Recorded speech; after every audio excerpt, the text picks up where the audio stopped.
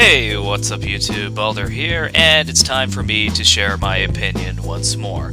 This time it is about the Steam refunds. So, for those of you who do not know, Valve has recently released a statement saying that games are now refundable, provided that the refund happens within 14 days and the amount of gameplay is under 2 hours. So, many people are saying that this is definitely good. I myself am one of them. This is great. This is absolutely wonderful. There have been so many problems when it comes to the video game industry where people pre-order games or they simply flat out buy a game. It turns out to not be that great, but guess what? You can't return it. Once they have your money, that's it. With a refund policy like this, it prevents companies from pulling that kind of crap. Not only that, but I honestly believe that such a policy will improve the quality of games because you can't just make a terrible game and expect it to sell anymore. Your game will get refunded. And some people may not see that as a problem, but I do actually think that this is a problem. Steam Greenlight is so permissible to what games they allow on Steam that you can actually get a game that is outright broken, doesn't even work, and it'll be sold on Steam. Not only that, but the moment you buy it, well, guess what?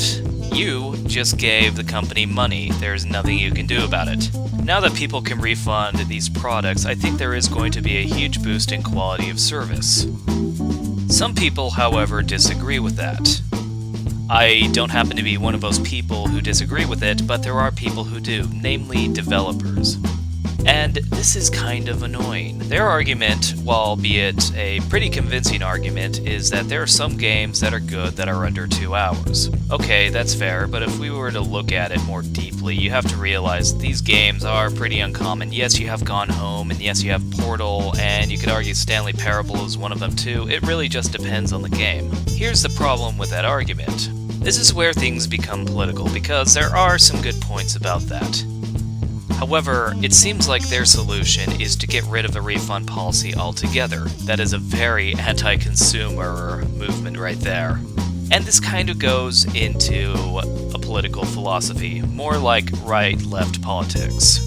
You can be either for the consumer, or you can be for the business. You can't be for both, because if you are for both, then the business is going to trample on the consumer. So that boils down to 2 options. Well, 3 if you want to be a megalomaniacal control freak, but I'm going to skip the idea of totalitarianism and say that you have 2 choices.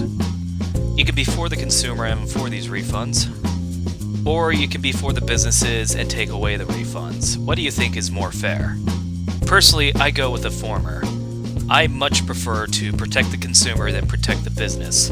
And even if there are good games that are under an hour and have absolutely no replayability, like, let's say, Gone Home, for example, then I'm sorry. I think that taking away this refund will really hurt the consumers. I don't think there is any other option. And if that means some businesses are going to hurt, then so be it.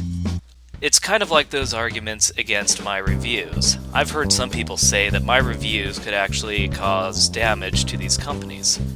Okay, but at the same time, not reviewing these products will actually harm the consumer, so if I had to choose between hurting the company and hurting the consumer, sorry, I am going to be hurting the company. I'd much rather do that. I protect the consumer. These dickheads, on the other hand, who create these crappy indie games that nobody wants to play, do so on the reliance that once you get their money, or once they get your money, then they're not going to let go of it. I don't agree with that. I completely 100% disagree with that. I think that there has to be refunds, and I'm not saying that it should be totally for the consumer as well. If it were, then Steam would make a refund policy where you can refund any game, no questions asked. And if that happened, then a bunch of people, like millions of people, will refund all those games, and that will hurt Valve, then it'll hurt the companies. Then in return, these game companies will sue Valve for allowing this type of policy to happen. No, that doesn't work. So there is going to be compromise. I'm not against compromise, I'm actually for compromise, and I think this is fair. Though I do think that we could go a step further. I think that if developers and publishers are more confident with their product, then I think they should make their own rules regarding the refund policy. Don't get me wrong, I do not think that they should go under 2 hours and under 2 weeks. No, I'm not saying that. I just think that the 2 hours and the 2 weeks should be a threshold. If you have a game developer who says that you should try this product for 10 hours, and if you don't like it within that 10 hours, then you can refund it for full price.